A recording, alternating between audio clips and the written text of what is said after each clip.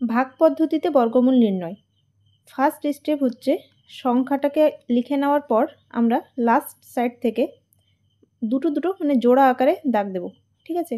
এবার ধরে নাও এখানে 5 অঙ্কের যদি সংখ্যা থাকতো, এখানে ধরে নাও 1 বা 4 কিছু একটা থাকতো, তাহলে সেটা সিঙ্গেলে থেকে যেত। আমরা সবসময় দুটোর করে মাথায় দাগ দেব, ঠিক আছে। এরপরে বর্গমূল করব।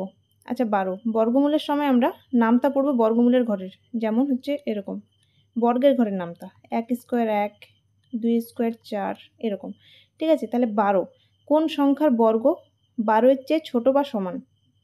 3 3 9 হয়, 4 4 16 হয়, ঠিক আছে। তাহলে 16টা বড় হয়ে যাবে 12 এর চেয়ে, তাহলে ছোটটা নিতে হবে। তাহলে 3 নেব, 3 3 9, বিয়োগ করলে নামবে 3। এবার আমরা এই গোটা সংখ্যাটা মাথায় দুটোর দাগ আছে মানে গোটা সংখ্যাটা একসাথে নামাবো, ঠিক আছে।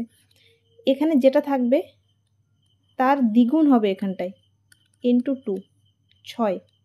এবার দেখো লাস্টে এখানে 5 আছে, আমি এমন একটা সংখ্যা এখানটা দিতে হবে যেই সংখ্যাটাকে মানে ধরো না আমি 5 দিচ্ছি, তাহলে এখানে 5 দিলে আমাকে 65কে 5 দিয়ে গুণ করে মিলাতে হবে যেটা মিলছে কিনা। 5 5 25-এর 5, হাতের 2, 5 6 30 32, 5 মিলে যাচ্ছে। তাহলে যেই সংখ্যাটা আমি এই ঘরে বসাবো ওই সংখ্যাটাও এখানেও বসাতে হবে, ঠিক আছে। তাহলে 325 এটা মিলে গেল, তাহলে এটা হয়ে গেল অ্যান্সার। অ্যান্সার হবে এটা।